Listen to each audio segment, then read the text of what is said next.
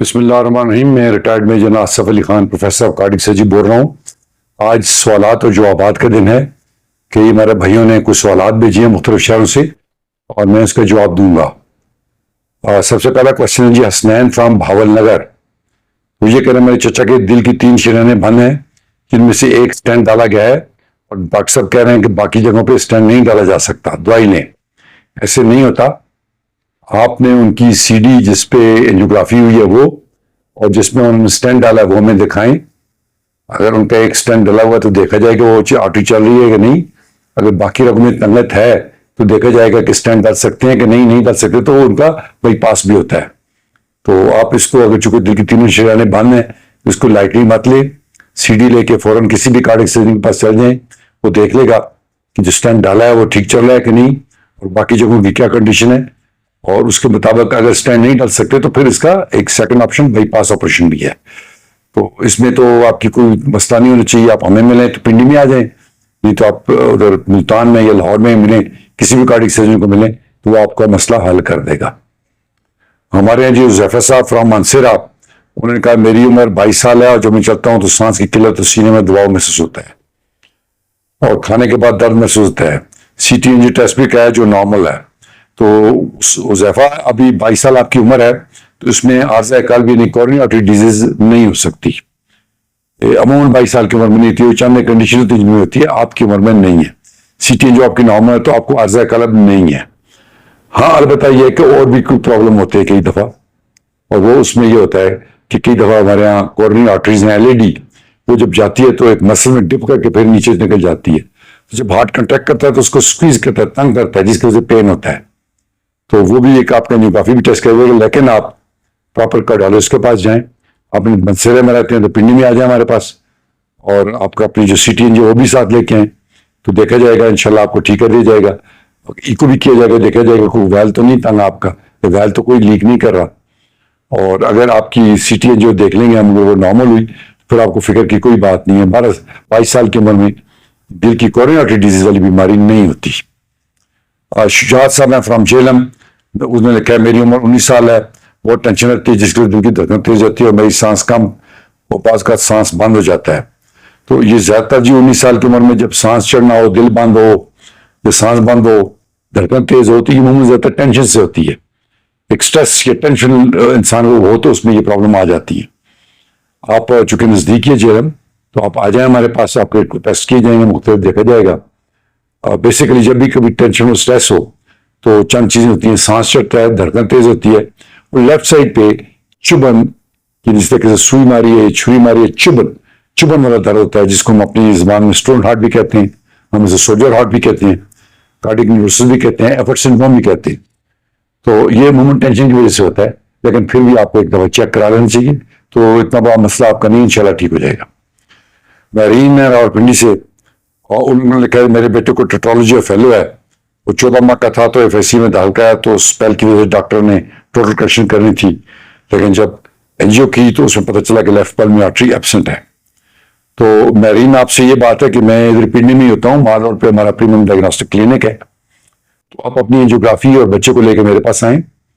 और कई दफा एंजियोग्राफी में हमें पता नहीं चलता पल्मोनरी आर्टरी का, CT एंजियो करते हैं तो उसमें पता चल जाता है। बड़ा कम होता है जी कि लेफ्ट पल्मोनरी आर्टरी ना हो, जब बड़ा कम होता है कि राइट पल्मोनरी आर्टरी ना हो, एक ही पल्मोनरी आर्टरी हो। तो जब वो लेफ्ट पल्मोनरी आर्टरी कई दफा होती है, छोटी होती है, वो नजर नहीं आती है एंजियोग्राफी पे, CT पे वो नजर आ जाती है। इसका भी इलाज टोटल करेक्शन ही है, और टोटल करेक्शन में हम करके पल्मोनरी आर्टरी को लेफ्ट को बड़ा भी कर सकते हैं। कई दफा ऐसे होता है कि पल्मोनरी आर्टरी का साइज बहुत छोटा होता है, हमारा एक इंडेक्स होता है जिसको हम मैगनून इंडेक्स कहते हैं, वो अगर पल्मोनरी आर्टरी साइज बहुत छोटा हो तो फिर हम इसका टोटल करेक्शन नहीं करते बल्कि BT शंट करते हैं, और BT शंट हम उस तरह करते हैं जहां पल्मोनरी आर्टरी छोटी हो। ये थोड़ा से बाद पल्मोनरी आर्टरी भी बढ़ी जाती है, बच्चा भी ग्रो कर जाता है और फिर हम टोटल करेक्शन करते हैं। लेकिन ये देखने के बाद, इको करने के बाद, CT एंजियो करने के बाद आपको बता सकूंगा, आपको किसी किस्म की टेंशन लेने की जरूरत नहीं है।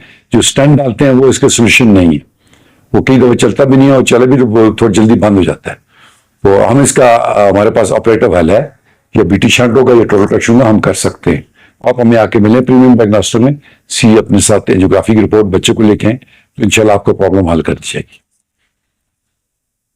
बोले जी वाजिद खान साहब फ्रॉम इस्लामाबाद, उनका मेरी उम्र 27 साल है, यार्टिक वाल्व की सर्जरी हुई है और उसने लिखा सर मुझे चक्कर आते हैं चलते हुए भी और बैठकर भी, सर पर बोझ पड़ता है, सुइयां चुभती हैं, धड़कन तेज जाती है, कोई भी एक्टिविटी 1 मिनट ज्यादा नहीं कर पाता। इको अल्ट्रा नॉर्मल है लेकिन ईटीटी में कुछ एक्स्ट्रा बीट्स आई हैं। मेरा टिल टेस्ट भी किया गया। बात यह है कि आप जो दवाइयां ले रहे हैं यार्टिक वाल्व, उसके बाद हम रूटीनली एको करते हैं। एको में ये बताता है कि आपका वाल्व ठीक है कि नहीं है, उसके ग्रेडियंट है कि नहीं है, आपका दिल का फंक्शन टेस्ट कर रहा है कि नहीं, और कोई और वाल्व तो आपका खराब नहीं है। ये एको में काफी सारी इंफॉर्मेशन मिल जाती है। आप जो वार्फिन खा रहे हैं, आपका INR 2.5 से लेकर 3 तक होना चाहिए। इसमें भी यह है कि अगर आपका INR बढ़ नहीं रहा, आपका खून खड़ा है, तो आपको चक्कर आ सकते हैं, प्रॉब्लम हो सकती है। तो आप हमारी सदर में क्लिनिक में आ जाएं, आपका इको भी हो जाएगा, आपका हम खून भी चेक कर लेंगे, देख लेंगे जो वार्फिन आप खा रहे हैं 1 गोली वो आपके लिए पूरी है या इस गोली को बढ़ाना पड़ेगा।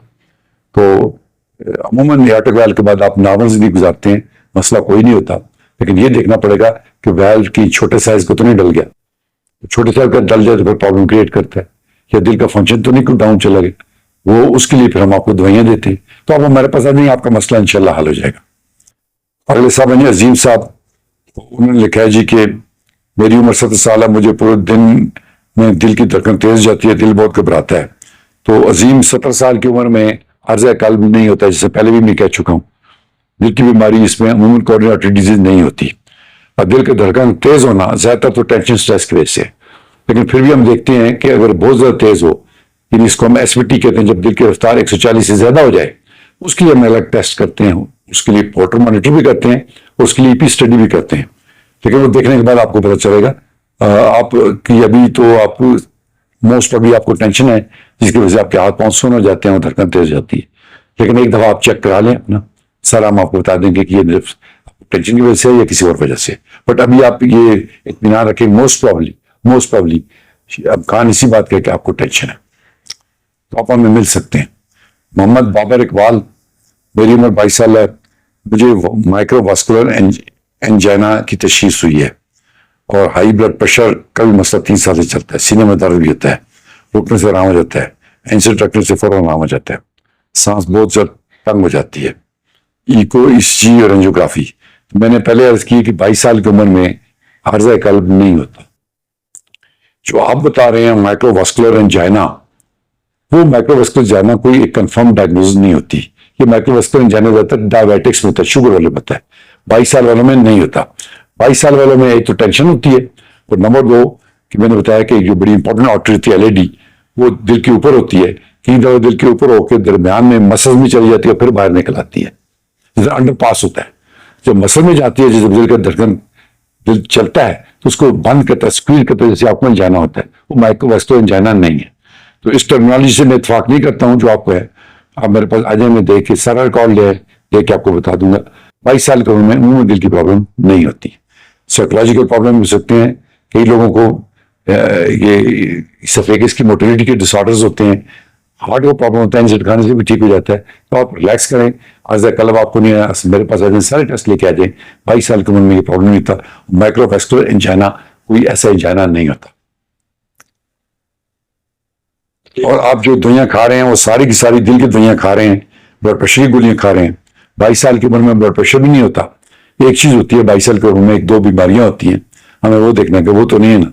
एक हार्ट स्टेनोसिस होती है और एक पॉक्टिशन बैठा, इसमें एंजाइना भी होता है और ब्लड प्रेशर भी बढ़ता है। तो ये आप हमें आके मिलें, दिखाएं, उम्मीद है इंशाल्लाह आपके मसले हल हो जाएंगे, कोई प्रॉब्लम की फिक्र की कोई बात नहीं है। अगले साहब हैं मुजम्मिल साहब, मैं 5 साल का लड़का हूँ, मेरे दिल की धड़कन दिन में नॉर्मल आती है, रात को दिल की धड़कन तेज जाती है और साथ मेरे टांगे सूर्य। अब बात यह है कि अमूमन धड़कन दिल के वक्त चलते भागते तेज होती है, रात को अमूमन कम होती है। फिर भी अगर आपकी धड़कन है तेज होती है तो आप हमें बताएं, आपका होल्टर मॉनिटर भी लगा सकते हैं 48 आवर्स के लिए, जो हमें बता देगा कि आपकी दिन के वक्त धड़कन क्या होती है और रात को क्या होती है। तो उस छोटी मोटी धड़कन को तो हम कंट्रोल कर लेते हैं, लेकिन वो सीरियस मसला हो तो उसके लिए हम EP स्टडी करते हैं। ये कोई इतना बड़ा इशू नहीं है, आप आ जाएं, आपको असेस किया जाएगा, होल्टर मॉनिटरिंग की जाएगी। और ज्यादातर तो ये टेंशन की वजह से होता है, आपकी उम्र बहुत थोड़ी है, इस उम्र में प्रॉब्लम नहीं होती। एक ही चीज होती है कि कंडक्शन डिफेक्ट्स, वो हम EP स्टडी में डिटेक्ट कर लेते हैं, उसका भी पक्का इलाज है।